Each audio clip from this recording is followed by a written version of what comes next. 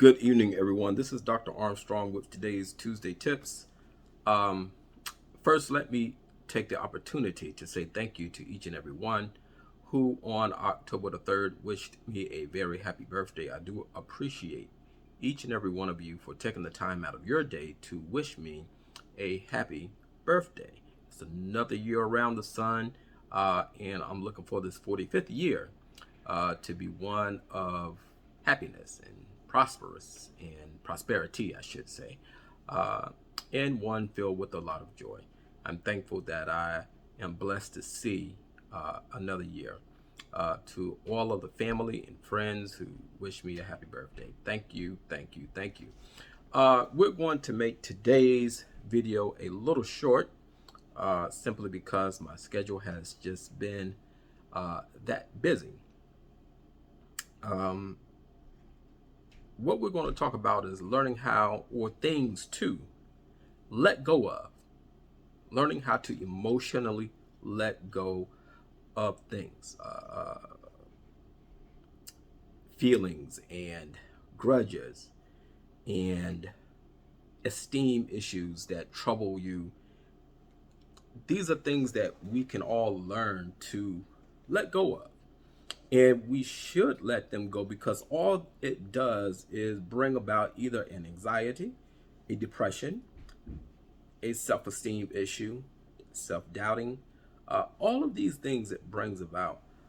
So today, let's look at 5 things to let go of.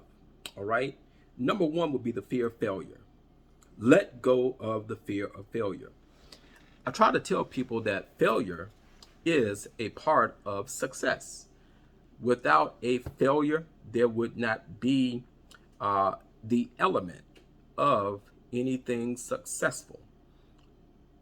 Our parents, grandparents, great grandparents, teachers, and coaches of ages gone by have always taught us, if at first you don't succeed, try and try again. You have to keep on trying and never stop trying. You keep trying until you get the desired result of success you are looking for. A lot of times, the fear of failure comes from not wanting to look like a failure in the eyes of others. Don't allow other people's opinion and their assessment of you drive you to not reach for success. Let go of the fear of failure, because in actuality, there really is no failure. As long as you are continuing to try and try, there is no failure. Become perfect at what you do. Strive for a level of perfection. And when you strive for that level of perfection, you get the desired result of success that you are looking for. All right. And then we want to look at constant self-doubt. Constant self-doubt. When you doubt yourself, you limit yourself. And then when you limit yourself, that fear of failure comes into play. Constantly doubting what you can do will prohibit you from even trying. I am a big proponent of always give it a try. When I started out in this practice, people told me that it was going to be a failure. Nobody wants to speak to a therapist, especially a faith-based therapist. Oh, it's just going to be a failure. Well, I work for the World Health Organization as well, and I helped revise the ICD-11, the ICD-10 into the new ICD-11. I have been on countless interviews, and I have helped countless people, all because I didn't doubt myself, but I gave it a try. If you become a constant doubter, then your self-esteem really, really, really diminishes. So stop being that Debbie Downer, as we used to call it. Don't doubt yourself. Be proud of who you are. I'm a big, big, big proponent again of reinventing who you are. You can reinvent yourself. If who you are right now is not who you want to be, reinvent yourself. Become who you want to become. All right. And then we look at living your life to the expectations of others. Living your life to the expectation of others.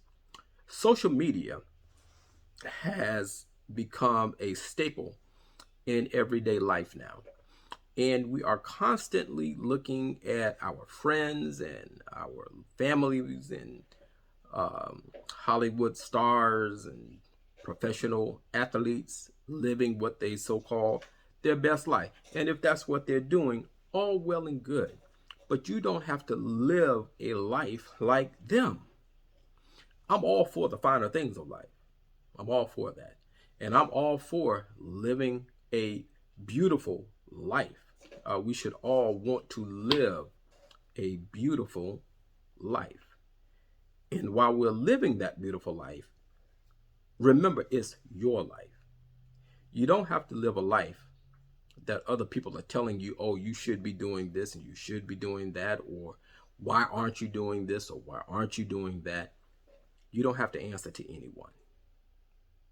You don't have to answer to anyone, not your mother, your father, your sister, brother, children, husband, wife, friends, whoever. It's your life to live and live it to your own. Set an expectation for yourself. This is, again, why a boundary is important. You should always set boundaries between family and friends, and then set boundaries for yourself so that those boundaries are not crossed.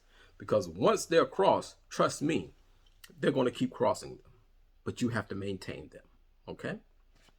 Number 4, the need, and this is a big one, the need for validation from others. If you don't feel as though you're good enough, validation is a lot of attention seeking. Okay? And attention seeking boils down to some psychological issues that you may have, either stemming from your childhood or from some type of trauma that you have to have a validation from someone, and you have to seek the attention from someone. You don't have to have validation on every little thing. If it's okay with you, the world doesn't have to know, and you don't need approval from the world to know that it's okay with you. Nobody knows you better than you. All right? Stop doing things for attention. Stop doing things for validation. Be who you are. That's all you have to do, is be who you are. And last but not least today, holding on to control. Holding on to control. When you hold on to control, you are turning yourself into a narcissistic person, and you are developing that personality disorder inside of you by thinking that you are the one that always needs to be in control. I have news for you. You are not the one that needs to always be in control. Learn how to let things go. Because understand this, in life, everything will not be in your control. Learning how to live a life of letting certain things go will lead to a better life. Setting those boundaries in life will lead to a more peaceful life. Setting boundaries in life and letting things go will give you more power and more self-control that you should have over yourself than instead of over everyone else. So I thank you all for listening today. Again, I know this has been short and I went through these rather quickly, but I do appreciate you listening. Thank you again for the birthday wishes. Please like, subscribe, and share it. And to all of the organizations who use this for their own purposes, I thank you. Thank you again, folks, and have a wonderful, wonderful evening.